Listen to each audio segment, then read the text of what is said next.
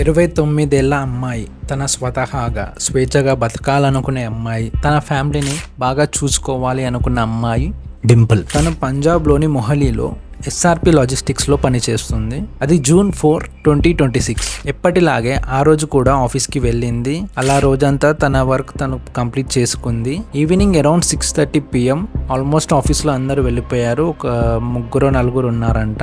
అదే టైంలో ఒక వ్యక్తి ఆఫీస్లోకి వచ్చాడు. డింపుల్తో మాట్లాడడానికి ట్రై చేశాడు. తర్వాత అది ఒక ఆర్గ్యుమెంట్ లా మారింది.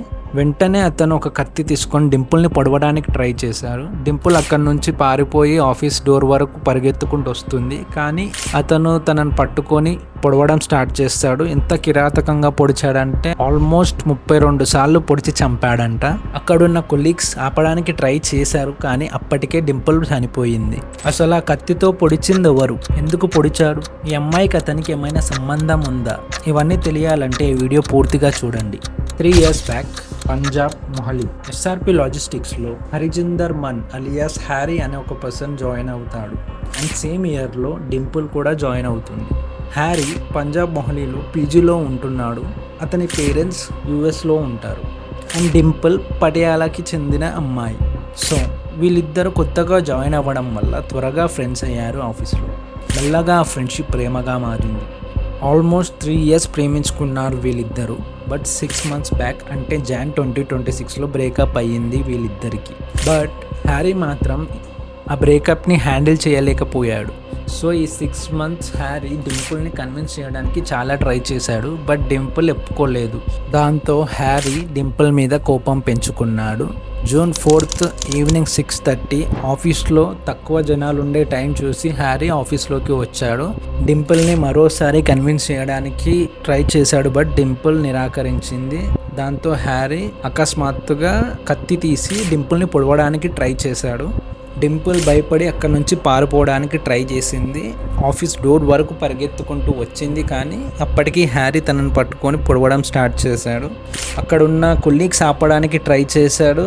ఆల్మోస్ట్ అతని చేతిలో నుంచి కత్తి తీసేశారు. కానీ అతని దగ్గర ఇంకో కత్తి ఉంది. ఆ కత్తితో మళ్ళీ పొడవడం స్టార్ట్ చేశారు. ఆల్మోస్ట్ 32 సార్లు పొడిచి చంపేశాడు. ఆ తర్వాత తనని తానే పొడుచుకొని చనిపోవడానికి ట్రై చేశారు. కానీ ఎప్పటికే పోలీసులు రావడంతో వాళ్ళిద్దరిని హాస్పిటల్కి తరలించారు. హాస్పిటల్కి వెళ్ళేసరికి డింపుల్ చనిపోయిందని నిర్ధారించారు. హ్యారీ ఇంకా హాస్పిటల్లో క్రిటికల్ కండిషన్లో ఉన్నాడు. సో హ్యారీ మీద మర్డర్ కేసు బుక్ అయ్యింది. ప్రస్తుతానికైతే హ్యారీ హాస్పిటల్లో ఉన్నాడు. కానీ ఎప్పుడైతే డాక్టర్స్ అతను మెడికల్ ఫిట్ అని చెప్తారో వెంటనే పోలీసులు అతన్ని కస్టడీలోకి తీసుకొని ఇన్వెస్టిగేషన్ స్టార్ట్ చేస్తారు. పోలీసులు ఆల్రెడీ ఆ ఆఫీస్లో కావాల్సిన ఎవిడెన్స్ని మొత్తం గ్యాదర్ చేశారు. అండ్ CCTV ఫుటేజ్ కూడా గ్యాదర్ చేశారు. సో ఇన్వెస్టిగేషన్ ఇంకా ఆన్గోయింగ్లో ఉంది. సో ఫ్రెండ్స్, ఒక అమ్మాయి నో చెప్పిందని ఒక నిండు ప్రాణాన్ని తీసేస్తారా? పాపం ఆ అమ్మాయి నెక్స్ట్ డేనే రిజైన్ చేయాలి అనుకుంది. Because she was about to get married. వాళ్ళ ఇంట్లో వాళ్ళు తనకి పెళ్లి చేయాలని మ్యాచెస్ చూడడం మొదలుపెట్టారు. ఇంతలోనే వాళ్ళ కూతురు చనిపోయింది. ఇప్పుడు చంపిన వాడు బ్రతికే ఉన్నాడు. వాడి మీద మర్డర్ కేసు బుక్ అయింది. As per few sources Harry medically distressed and psychological issues ఉన్న పర్సన్ అని తెలుస్తుంది. Because he lives alone. వాళ్ళ పేరెంట్స్ ఏమో యూఎస్లో ఉంటారు, ఇతను ఒక్కడే పీజీలో ఉంటాడు. సో ఇంతకుముందు కూడా ఇతనికి వేరే లవ్ స్టోరీ ఉండే, కానీ బ్రేకప్ అయిపోయిందంట. సో మళ్ళీ ఈ బ్రేకప్ కూడా తీసుకోలేకపోయి తనని చంపేసి తనని తానే పొడుచుకొని చచ్చిపోదాం అనుకున్నాడు. సో గైస్, లాస్ట్ ఫ్యూ డేస్లో ఇలా చాలా కేసెస్ నేను న్యూస్లో చూశాను. అసలు ఏం జరుగుతుంది యూత్కి? ఇంత టెంపర్ ఎందుకు, ఇంత ద్వేషం, ఒక మనిషిని చంపే అంత కోపం, ఒక అమ్మాయి నో చెప్తే తీసుకోలేనంత బలహీనులమా మనం? మీరేమనుకుంటున్నారో కామెంట్స్లో షేర్ చేయండి. ఈ కేసులో ఇంకా ఎలాంటి ఫర్దర్ డీటెయిల్స్ తెలిసినా మన ఛానల్లో ఎక్స్ప్లెయిన్ చేస్తా. సో సబ్స్క్రైబ్ చేసుకోండి, నోటిఫికేషన్ ఆన్ చేసుకోండి. Thank you.